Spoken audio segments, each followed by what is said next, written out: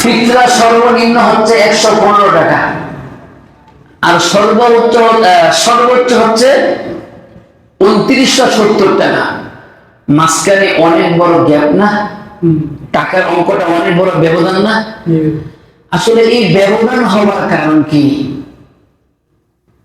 এই ব্যবধান হওয়ার কারণ কি?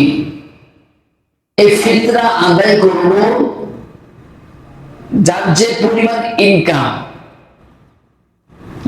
পরিমাণ ইনকাম, ওই হিসাব করে সে, একজন মানুষ মাসে তার ইনকাম হচ্ছে 40,000, অথবা ধরেন 50,000, অথবা 1 লাখ।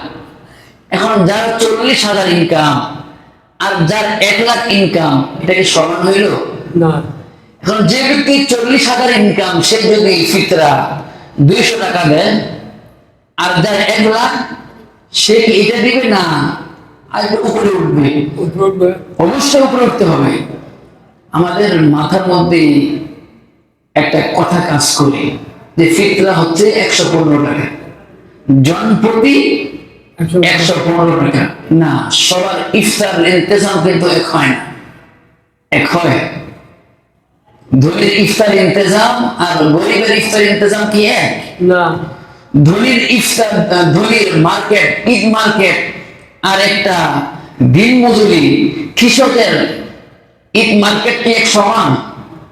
যেহেতু সমান না, টাকার ব্যবধানের কারণে ইনকামের উপরে ডিপেন্ড করে ইফতার ইন্তজাম এক হয় না, ঈদ মার্কেট ছেলে মেয়েদের এক হয় না।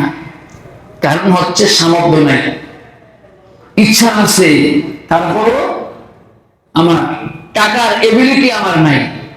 ঠিক এমনি যার যে পরিমাণ ইনকাম, ওইভাবে বিবেচনা করে সে ফিতরা আদায় করতে হবে। 115 টাকা এটা আমার মাইন্ড সেটআপে রাখা যাবে না।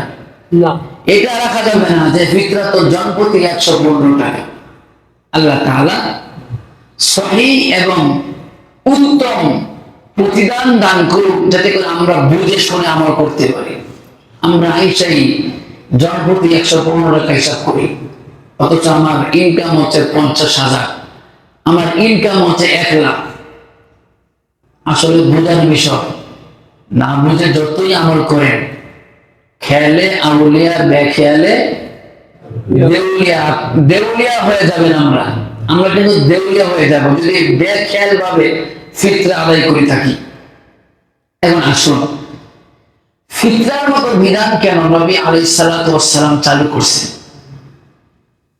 নবী বলেন, তুহরাতাল লিস-সাইমি মিনাল লাগবি ওয়ার রাফাসি। তুহরাতাল লিস-সাইমি মিনাল লাগবি ওয়ার রাফাসি।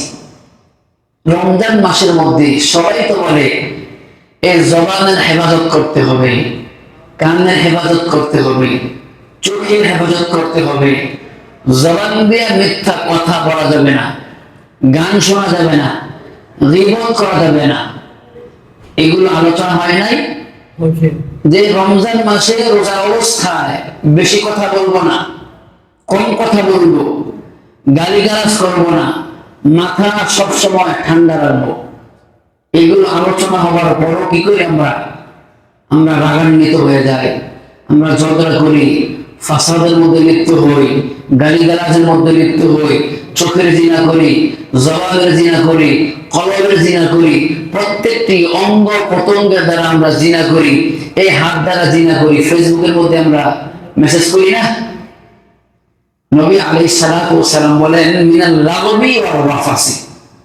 তোমরা যতই খেলাধুলা, রং তামাশা, যত পাপাচারের মধ্যে তোমরা লিপ্ত ছিলা, এই সত্যতার ভিতরের উসিলায় আল্লাহ সুবহানাহু ওয়া তাআলা তোমাদের সব গুনাহ মাফ করে দিত। এই জন্য এই বিধান।